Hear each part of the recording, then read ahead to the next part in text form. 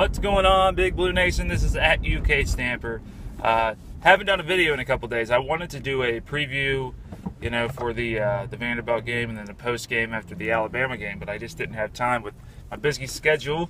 I work, and like I said, I run my own home business, so it's a lot. And then plus I'm a musician, so I'm playing music, band practice, all that good stuff. But anyway, first we'll talk about the Alabama game, which, what's there to talk about really?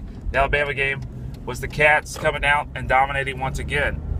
Booker in that game was amazing. That kid, in my opinion, Booker is the best pure shooter Calipari has ever had on that team, on one of his teams, and he's a dynamite shooter. So we took care of Alabama. It wasn't even a game. I mean, they came out in the second half and they gave us some run there. I think they cut it to like 9 or 10, but then after that it was all Kentucky against a pretty decent Alabama team that is rebuilding, obviously, but they're pretty decent. I thought they played good in other games that I've seen, but they kept up with Kentucky in the first half as well. So I think they're a good team. I think you'll see them in the NCAA tournament when it's all said and done. I think they'll be a bubble team, but I think they'll get in. But anyway, Vanderbilt comes in the rub, and I knew that every Vanderbilt team that I've ever known, and let me say something about Kevin Stallings. That guy is probably the best offensive coach in the country, and definitely in the SEC. I got to give it to that guy.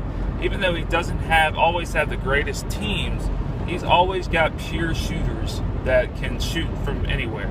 They can shoot lights out, and that's what you've seen last night. And that's what kept Vanderbilt in the game, was their ability to shoot threes. And that's how it always has been, really. I mean, with Vandy. But the Cats, pulled it off. This team has a will to win, and that's great. Reminds me a lot of the first team Calipari had with John Wall, Eric Bledsoe, DeMarcus Cousins, Daniel Wharton, all those guys, Patrick Patterson. They had a will to win. Obviously they didn't. They were knocked out in the Elite Eight by West Virginia, but that team had a will to win. You've seen it all year long, where in possible situations where they were probably going to lose, and they pulled it out to win.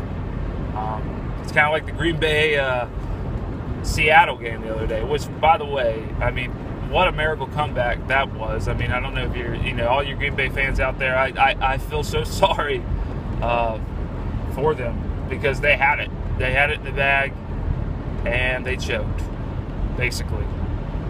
But what can I say? I can't talk too much trash because I'm a Bengals fan, and we haven't made the playoffs since I was like 2. Realistically, I think I was like 6. But anyway, that's about it. Cats will take on, oh God, who do we have next? Is it Missouri? Do we get a Missouri next on Saturday? I can't remember. I have to get back to you on that one because I don't know. If you do know, hey, tweet me, retweet. I know we play Saturday, but I'm not sure who we have on Saturday. So I think it's Missouri, but I could be mistaken. So let me know. And I'm sorry for the sun. Sorry, so sorry. It's very bright. So I'm going to get off here.